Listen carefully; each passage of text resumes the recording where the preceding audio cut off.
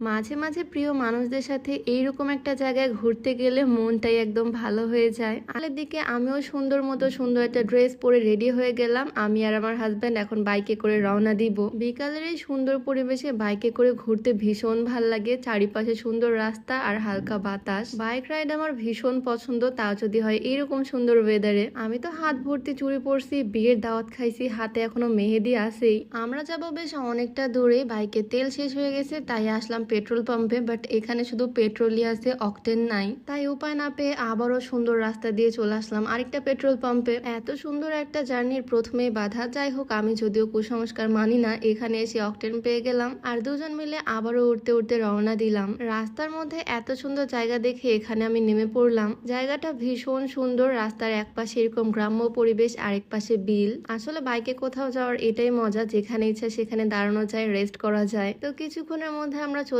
আসলাম বাজারে, আর এখানে বিথি ভাবিদের গাড়িও চলে আসলো। ভাবির খুব ইচ্ছা হয়েছে বাইকে করে ঘুরতে, তাই সে তার দেবরের বাইকে চলে গেল। আসলে আমার মতো বিথি ভাবিও বাইক রাইড করতে ভীষণ পছন্দ করে। আর এদিকে আমি এসে বসলাম গাড়িতে। এই জায়গাতে প্রচুর পরিমাণে জ্যাম, মানে সবাই আমাদের মতো আসছে ঘুরতে।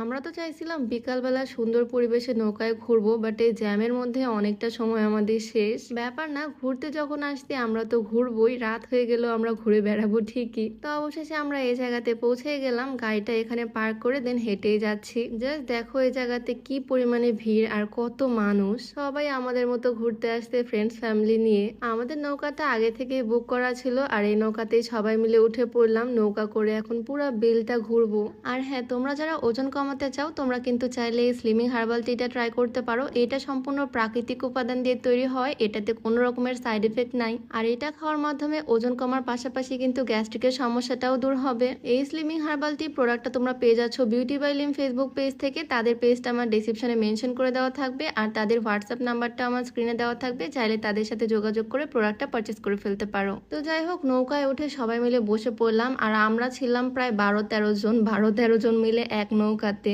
আর ওয়েদারটা জাস্ট দেখো, একদম পরন্ত বিকেল, মানে যেটাকে বলে গোধূলি বিকেল। একটু পরে সন্ধ্যা নামবে, আর এই মোমেন্টে আমরা সবাই মিলে নৌকায়। এর আগে আমি প্রত্যেকবার পাটুলে আসছি বিকালের দিকে, আর সন্ধ্যা নামার আগেই চলে গেছি। আর প্রত্যেকবার আমার ফ্রেন্ডস ফ্যামিলি, মানে টোটালে হয়তো 4-5 জন আমরা আসতাম, কিন্তু এবার আমরা পুরো নৌকা ভর্তি, মানে এইবার আমরা আসছি প্রায় 12-13 জন মিলে। এত সুন্দর ওয়েদারে আকাশটা পুরো লাল হয়ে গেছে, আর আমি একদম নৌকার মাথায় বসে বসে ফিল নিচ্ছি এই সুন্দর পরিবেশটার। আর এই তো এখানে আমার সাথে আমার পার্টনার। এরকম সুন্দর একটা ওয়েদারে দুজন একসাথে খুবই ভালো লাগতেছে। তো বেশ কিছুক্ষণ নৌকায় ঘোরাঘুরি করার পর আমরা চলে আসলাম জিরো পয়েন্টে। আর এখানে আসতে না আসতে একদম সন্ধ্যা নেমেই গেল, সূর্যের আলো একদম শেষ। মানে নৌকায় ঘুরে ফিরতে ফিরতে আমাদের একদম রাত হয়ে গেছে। আর রাত্রেবেলা ব্যাক করার সময় আমি নৌকার ছাদের উপর উঠে বসে আছি।